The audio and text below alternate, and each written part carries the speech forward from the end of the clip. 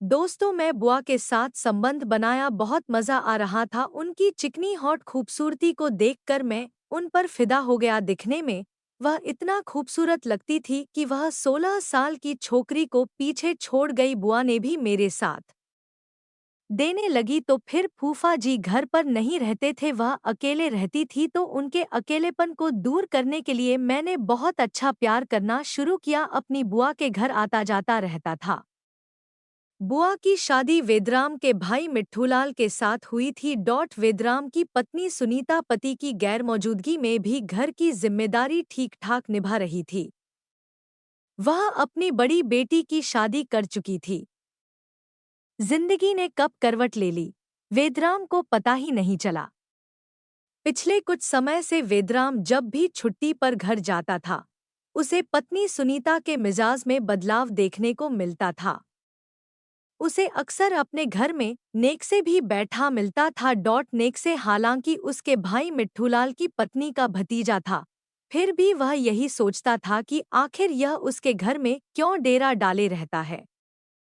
उसने एक दो बार नेक्से को टोका भी कि बुआ के घर पड़े रहने से अच्छा है वह कोई कामकाज देखे।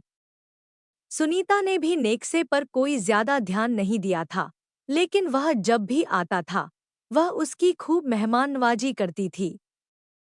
नेक्से के मन में क्या था, यह सुनीता को पता नहीं था। एक दिन नेक्से दोपहर में उसके घर आया और चारपाई पर बैठकर इधर-उधर की बातें करने लगा। अचानक वह उसके पास आकर बोला, बुआ, तुम जानती हो कि तुम कितनी सुंदर हो। नेक्से की इस बात पर पहले तो सुनीता चौंकी, उसके बाद हंसती हुई बोली, मजाक अच्छा कर लेते हो। वेदराम बेहद सीधा सादा और मेहनती युवक था। वह उत्तर प्रदेश के जिला फिरोजाबाद के एक चूड़ी कारखाने में काम करता था, जबकि उसके बीवी बच्चे कासगंज जिले के नगला लालजीतगंज में रहते थे। यह वेदराम का पैतृक गांव था। वहीं पर उसका भाई मिट्ठूलाल भी परिवार के साथ रहता था। जिला कासगंज के ही थाना सहावर का एक गांव है बीनपुर कला। यहीं के रहने वाले आलम सिंह का बेटा नेक्से अक्सर नगला लालजीतगंज में अपनी बुआ के घर आता जाता रहता था। उसकी बुआ की शादी वेदराम के भाई मिट्ठूलाल के साथ हुई थी। वेदराम की पत्नी सुनीता पति की गैरमौजूदगी में भी घर की जिम्मेदारी ठीक ठाक निभा रही थी। वह अपनी बड़ी बेटी की शादी कर चुकी थी। जिंदगी ने कब करवट ले ली, वेदराम को पता ही नहीं चला। पिछले कुछ समय से वेदराम जब भी छुट्टी पर घर जाता था, उसे पत्नी सुनीता के मिजाज में बदलाव देखने को मिलता था। उसे अक्सर अपने घर में नेक्से भी बैठा मिलता था। नेक्से हालांकि उसके भाई मिट्ठूलाल की पत्नी का भतीजा था, फिर भी वह यही सोचता था कि आखिर यह उसके घर में क्यों डेरा डाले रहता है। उसने एक दो बार नेक्से को टोका भी कि बुआ के घर पड़े रहने से अच्छा है वह कोई कामकाज देखे। सुनीता ने भी नेक्से पर कोई ज्यादा ध्यान नहीं दिया था, लेकिन वह जब भी आता था, वह उसकी खूब मेहमाननवाजी करती थी। नेक्से के मन में क्या था, यह सुनीता को पता नहीं था। एक दिन नेक्से दोपहर में उसके घर आया और चारपाई पर बैठकर इधर-उधर की बातें करने लगा। अचानक वह उसके पास आकर बोला, बुआ, तुम जानती हो कि तुम कितनी सुंदर हो। नेक्से की इस बात पर पहले तो सुनीता चौंकी, उसके बाद हंसती हुई बोली, मजाक अच्छा कर लेते हो। नहीं बुआ, ये मजाक नहीं है। तुम मुझे सचमुच बहुत अच्छी लगती हो, तुम्हें देखने को दिल चाहता है, तभी तो मैं तुम्हारे यहाँ आता हूँ। नेक्से ने हंसते हुए कहा। नेक्से की बातें सुनकर सुनीता के माथे पर बल पड़ गए। उसने कहा, तुम यह क्या कह रहे हो? क्या मतलब है तुम्हारा? कुछ नहीं बुआ, तुम बैठो और यह बताओ कि फूफाजी कब आएंगे? उसने पूछा। उन्हें छुट्टी कहाँ मिलती है?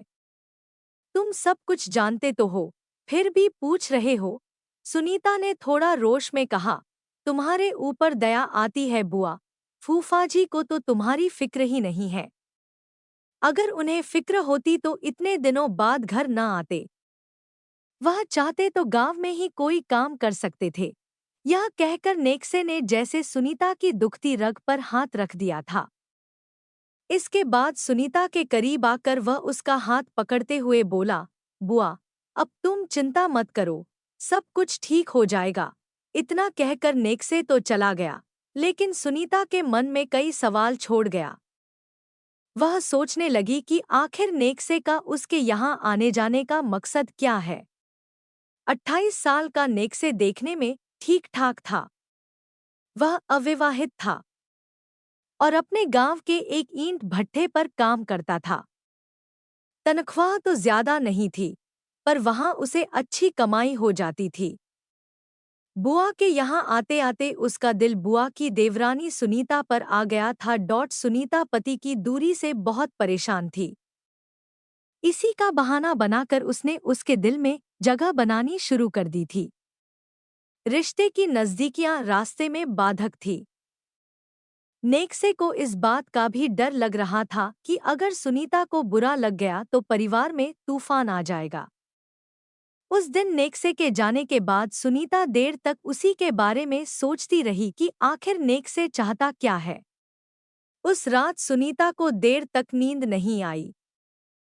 नेक्से की बातचीत का अंदाज मन मोहने वाला था, लेकिन सुनीता उम्र और रिश्ते में नेक्से से बड़ी थी।